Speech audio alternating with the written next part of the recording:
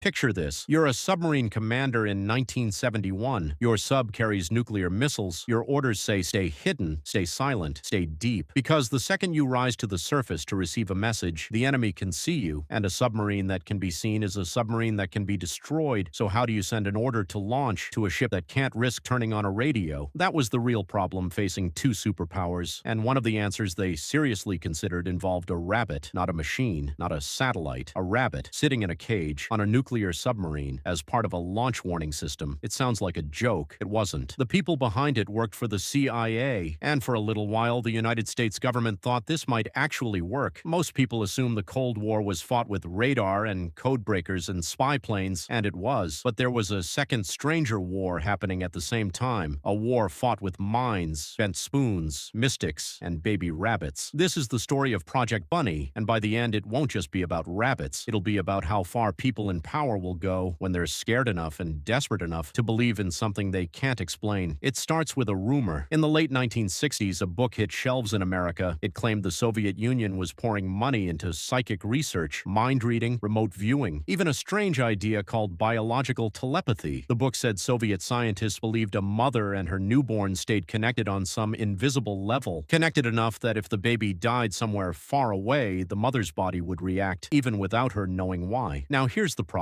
You can't test that on humans. You can't kill a baby to see if its mother feels it 100 miles away. So according to the claims in that book, Soviet researchers turned to rabbits instead. Take a mother rabbit, take her babies, separate them, put the mother in one lab, put her babies in another. Then, out of her sight and out of her hearing, kill one of the babies and watch the mother. Watch for a spike, a reaction, some sign that she felt it happen, even though there was no way she could have seen or heard a thing. The claim was that it worked, that the mother rabbit's body responded every single time, the instant her baby died. No wires, no signal, no possible explanation science could offer. And here's where it gets dangerous. If that's true, if a mother rabbit really can sense her baby's death from any distance, then you don't need a radio to send a message anymore. You need a rabbit. The idea, as strange as it sounds, was to keep a mother rabbit on a submarine. Her babies would stay behind, on land, watched by a technician. If command needed to send an urgent signal, they wouldn't broadcast a message the enemy could intercept. They'd simply kill one of the babies. Instantly, hundreds of miles away, underwater, the mother on board the submarine would supposedly react. Distress, agitation, something a sailor could see and understand as a warning. It wasn't meant to carry the full order. It was meant to be an alarm, a silent trigger that told the crew, surface now, something important is coming. One officer involved later called it a bell ringer. Now stop and think about what this actually means. This wasn't a rumor whispered in a bar. This was taken seriously enough that it reached the office of a man named Sidney Gottlieb. Gottlieb ran a division inside the CIA responsible for some of the agency's strangest and darkest experiments. He'd already overseen secret testing of mind-altering drugs on people who had no idea they were being drugged. He believed genuinely that he was defending his country by pushing into territory other scientists refused to touch. In 1971, Gottlieb sat down with the head of a Pentagon research agency and pitched him on rabbit telepathy as a national defense tool, and instead of laughing him out of the room, the Pentagon agreed to look into it. But here's what's fascinating. The man assigned to investigate wasn't some buttoned-up military scientist. He was the agency's resident free thinker, a psychologist who wore bell-bottoms to work, who was more interested in human consciousness than hardware. And his job now was to figure out if any of this psychic research had real military value. So what did he actually do? He went looking for proof. He visited psychic conferences. He met with mystics. He tracked down the researchers funding the most famous psychic performer of the era, a man who claimed he could bend metal spoons using nothing but the power of his mind. That performer was flown in for a private demonstration meant to convince the government his abilities were real and worth funding. He tried to read a number someone had written down in secret. He tried to receive a hand-drawn image from another room without seeing it. And when he attempted to bend a compass needle using only concentration, the scientist watching grew so frustrated he stomped his own foot on the floor hard enough to move the needle further than the psychic ever had. It might be the strangest part of all. The people running this investigation weren't naive believers. Several of them walked in skeptical. And what they found, again and again, wasn't proof. It was performance. A man who appeared to peek while his eyes were supposedly covered. A demonstration where no one but the psychic was ever allowed to watch closely. Claims that fell apart the moment anyone asked for real controlled conditions. So what killed it? In the end, it was one blunt sentence in a closed-door meeting. When a government official turned to the lead investigator and asked what he honestly thought of all this research, he didn't soften it. He said they'd been wasting spending their money that almost none of it held up. The room went silent, the subject was changed, and no formal program to fund rabbit telepathy or psychic submarine communication was ever approved. But that's only half the story, because while the rabbit experiment collapsed, it didn't happen in isolation. It happened at the exact same time the government was funding research into something else entirely, something that actually worked, reading electrical signals directly from the human brain, using those signals to move an object on a screen without touching a single button. That research, dismissed by almost nobody at the time as equally fringe, eventually became the foundation for the brain-computer interfaces used today, technology that lets people who can't speak or move control a device with thought alone, which means the same government office, in the same handful of years, backed two ideas that both sounded like science fiction. One turned into modern neurotechnology, the other turned into a folder of classified paperwork about killing baby rabbits to warn a submarine crew, and that's the part worth sitting with. Nobody in that room could tell in advance which idea was going to look brilliant in 50 years and which one was going to look absurd. They were operating in the dark, just like the submarines they were trying to protect, backing long shots because the fear of being wrong, the fear of the other side getting there first, felt bigger than the fear of looking foolish. Compare that to your own life for a second. Think about the last time you were scared enough or desperate enough that you tried something you knew, deep down, probably wasn't going to work. A superstition before a big exam, a ritual before a flight, checking your phone for a message you know isn't coming, just in case. You weren't being irrational. You were doing exactly what a room full of trained government scientists did with rabbits and submarines, reaching for anything when the stakes feel high enough and the certainty feels low enough. That's really what this story is about. It's not really about rabbits. It's about what fear does to smart, powerful people when they're staring at an enemy they can't fully see and a threat they can't fully predict. The Cold War wasn't just a race to build better weapons. It was a race to eliminate uncertainty by any means necessary, even if that meant testing whether a bunny in a cage could save the world. They never proved it worked. They never proved the mother rabbit felt anything at all. What they proved, without meaning to, was something about us, that when the fear is big enough and the unknown is dark enough, even the most rational people in the room will consider almost anything. Somewhere in a filing cabinet, there's still a record of a government seriously discussing whether a frightened rabbit could end the world or save it. And the strangest part isn't that they considered it. It's that given the same fear, the same darkness, the same silence pressing in from every side, most of us would have listened too.